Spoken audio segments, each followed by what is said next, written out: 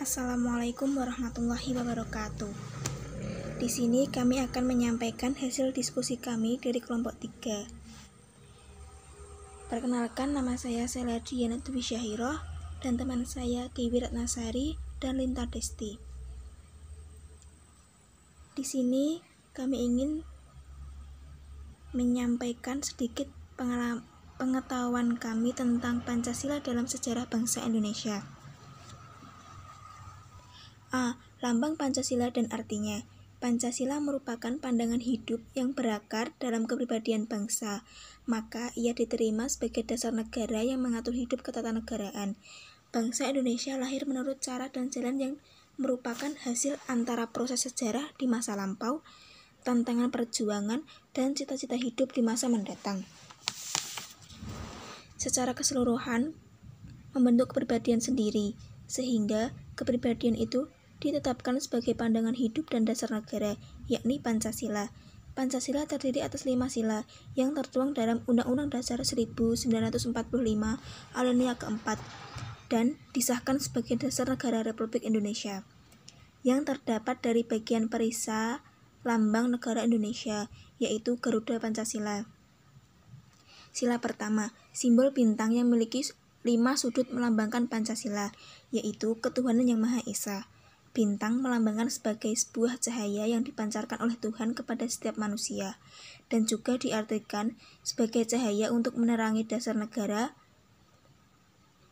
Warna hitam pada latar bintang juga menunjukkan bahwa Tuhan bukanlah sekedar rekaan manusia, tetapi sebagai sumber dari segalanya.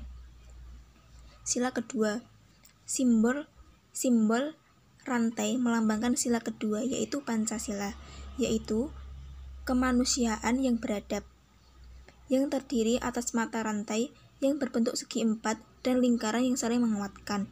Mata rantai melambangkan laki-laki, sedangkan lingkaran melambangkan perempuan, karena setiap manusia laki-laki atau perempuan membutuhkan satu sama lain atau saling menyongkong untuk membantu bersatu sehingga menjadi kuat seperti rantai. Sila ketiga, pohon beringin yang memiliki perisai berlatar putih melambangkan sila ketiga, yaitu Persatuan Indonesia, merupakan sebuah pohon Indonesia yang berakar tunggang yang kuat, menggambarkan kesatuan dan persatuan Indonesia yang mempunyai banyak akar dari ranting-rantingnya, melambangkan suku, keturunan, dan agama yang berbeda. Walaupun berbeda-beda, tetapi mereka tetap bersatu sebagai bangsa Indonesia. Sila keempat, kepala banteng, merupakan simbol sila keempat, yaitu kerakyatan yang dipimpin oleh hikmat kebijaksanaan dalam permusyawaratan perwakilan. Banteng yang berarti menggambarkan budaya bangsa Indonesia yang senang berkumpul, berdiskusi, bermufakat, dan bermusyawarah. Sila kelima, padi dan kapas melambangkan sila kelima, yaitu keadilan sosial bagi seluruh rakyat Indonesia. Karena padi dan kapas merupakan kebutuhan dasar setiap manusia sebagai pangan dan sandang, yang dapat mencerminkan persamaan sosial di mana tidak adanya kesenjangan sosial antara satu dengan yang lainnya. B. Pancasila era prakemerdekaan. Pancasila sebagai dasar negara Republik Indonesia ditetapkan pada tanggal 18 Agustus 1945 sebagai dasar negara. Maka nilai-nilai kehidupan berbangsa, bernegara sejak saat itu haruslah berdasarkan Pancasila. Pada masa prakemerdekaan, bangsa Indonesia dapat dilacak dari abad ke-7 Masehi, yaitu ditandai dengan munculnya kerajaan Kutai, Mataram kuno, Sriwijaya, Singosari, Majapahit, Demak, Samudra Pasai, Banten, dan Tidore, dan lain-lainnya. Bahkan pada masa kerajaan ini, istilah Pancasila dikenali terdapat pada buku Nagarakertagama karangan Prapanca dan buku Sutasoma karangan Empu Tantular. Dalam buku ini, istilah Pancasila mempunyai arti berbatu sendi yang 5, atau dalam bahasa Sanskerta juga mempunyai arti pelaksanaan kesusilaan yang 5. Pancasila atau Pancasila Krama, yaitu 1. Tidak boleh melakukan kekerasan. 2. Tidak boleh mencuri. 3. Tidak boleh berjiwa dengki. 4. Tidak boleh berbohong. 5. Tidak boleh mabuk minuman keras. Pada tanggal 28 Oktober 1928, Sumpah Pemuda membangkitkan kembali jiwa bangsa Indonesia. Pada era kemerdekaan, setelah bangsa Indonesia berhasil merebut kedaulatan dan berhasil mendirikan negara yang merdeka, perjuangan bangsa Indonesia belumlah selesai. Perjuangan malah bisa dikatakan baru dimulai, yaitu untuk menciptakan masyarakat yang sejahtera lahir dan batin, sebagaimana diamanatkan oleh pembukaan UUD 1945. Akibat hukum dari disahkannya Pancasila sebagai dasar negara, maka seluruh kehidupan bernegara dan bermasyarakat haruslah didasari oleh Pancasila. Landasan hukum Pancasila sebagai dasar negara memberikan akibat hukum dan filosofis yang kehidupan negara dari bangsa ini haruslah berpedoman kepada Pancasila. Walaupun baru ditetapkan pada tahun 1945, sesungguhnya nilai-nilai yang terkandung di dalam Pancasila disarikan dan digali dari nilai-nilai kebudayaan yang telah ada dalam kehidupan masyarakat Indonesia. Pada era Orde Lama atau pada masa Orde Lama, Pancasila dipahami berdasarkan paradigma yang berkembang pada situasi dunia yang diliputi oleh tajamnya konflik ideologi. Masa Orde Lama adalah masa pencarian bentuk implementasi Pancasila, terutama dalam sistem kenegaraan. Pancasila diimplementasikan dalam bentuk yang berbeda-beda. Pada masa Orde Lama, terdapat 3 periode implementasi Pancasila yang berbeda, yaitu pada periode 1945 sampai 1950, periode 1950 sampai 1959, dan periode 1959 sampai 1960. Terjadilah berbagai penyimpangan penafsiran terhadap Pancasila dalam konstitusi. Akibat Soekarno menjadi otoriter, diangkat menjadi presiden seumur hidup.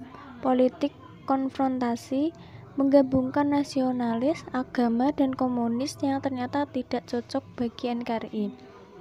Dalam mengimplementasikan Pancasila, Bung Karno melakukan pemahaman Pancasila dengan paradigma yang disebut USDEK. Pelanggaran HAM terjadi di mana-mana yang dilakukan oleh aparat pemerintah atau negara. Pancasila seringkali digunakan sebagai legitimator tindakan yang menyimpang. Pancasila selama Orde Baru diarahkan menjadi ideologi yang hanya menguntungkan satu golongan, yaitu loyalitas tunggal pada pemerintah dan demi persatuan dan kesatuan hak-hak demokrasi dikekang. Pada era Orde Baru, setelah Orde Lama dilengsarkan oleh Orde Baru berkehendak ingin melaksanakan Pancasila dan UUD 1945 sebagai kritik terhadap Orde Lama yang telah menyimpang dari Pancasila. Upaya Soeharto Orde Lama tentang Pancasila. Orde Lama ingin menegakkan stabilitas guna mendukung rehabilitas dan pembangunan ekonomi. Beberapa tahun kemudian, kebijakan-kebijakan yang dikeluarkan ternyata tidak sesuai dengan jiwa Pancasila.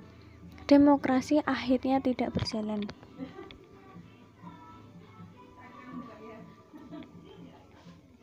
Pada era reformasi, setelah Orde Baru memimpin hampir 32 tahun, Orde Baru dilengsarkan oleh era reformasi.